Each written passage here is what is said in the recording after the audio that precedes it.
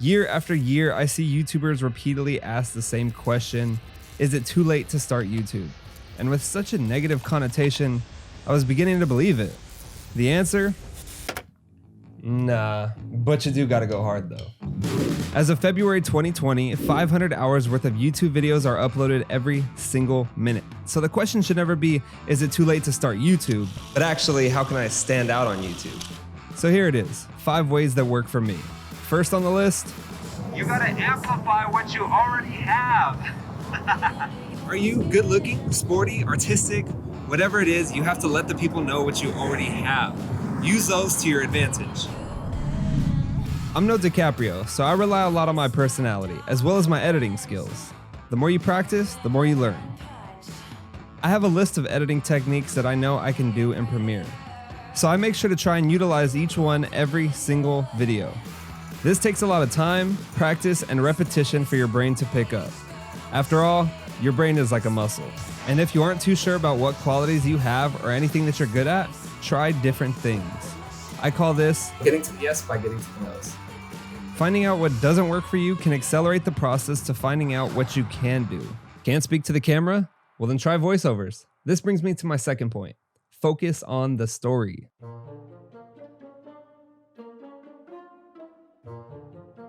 Storytelling has been around since the dawn of time and has been carried out throughout history for tens and thousands of years.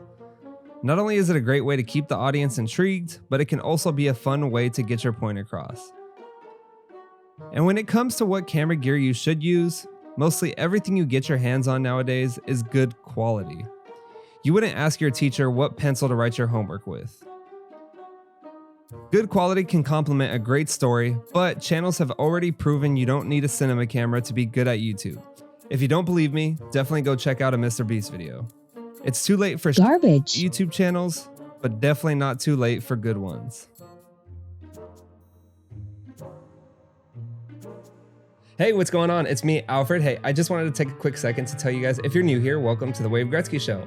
If you'd like to, definitely scroll down and consider subscribing. This is the best way to show your support by supporting the channel directly, as well as supporting myself.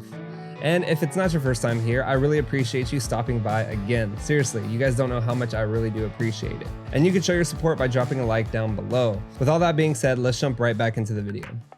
Number 3, and something that I try to constantly remind myself about, is that you need to invest into yourself. Now, before you go out and spend a boatload of money, let me explain. One of my first videos to take off was the corner LED light fixture.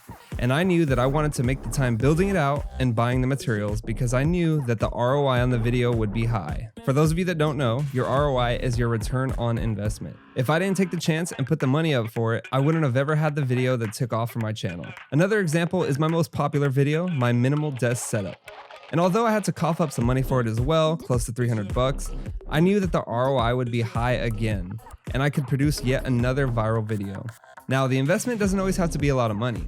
For a shot I wanted to get earlier in the video, I knew that I needed to go out and buy a megaphone. So I hopped on Amazon and spent $30. Time is more valuable than money, so if you want people to invest their time on you, you have to be willing to invest into yourself first. In the number 4 spot, you really need to consider your video rollout.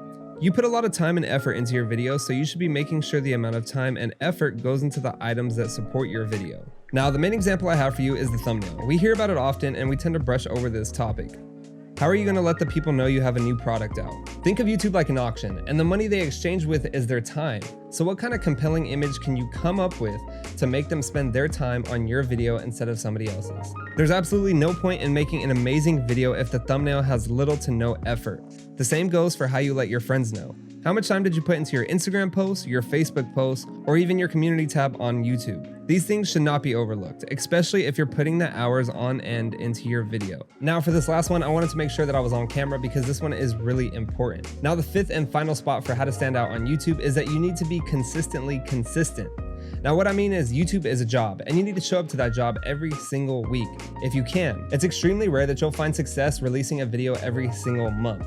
At the end of the year, that's only 12 videos. At that point, you might as well just quit and utilize your time into something better. A good friend of mine, Ludwig, quotes another streamer, Reckful, saying, "At a certain point, growth becomes more about consistency than creativity." That's from Reckful. Think about it. When you're not working, someone else is grinding away to accomplish exactly the same goal that you have. The more you think about content, the more you edit content, and the more you film content, the more those habits will start to form in your head. After all, your brain is like a muscle. I put just as much time into thinking about videos as I do editing these videos, so that says a lot. Guys, if you have any questions, feel free to leave them in the comments down below. I really hope you enjoyed the video and you at least took one thing away, then I'd feel like I did my job. Guys, like I said, I'm always here on Thursdays at noon. Not every single Thursday, only because I'm still discovering what it's like to put a couple more hours of editing into each video, so it is taking a lot more time to finish each one.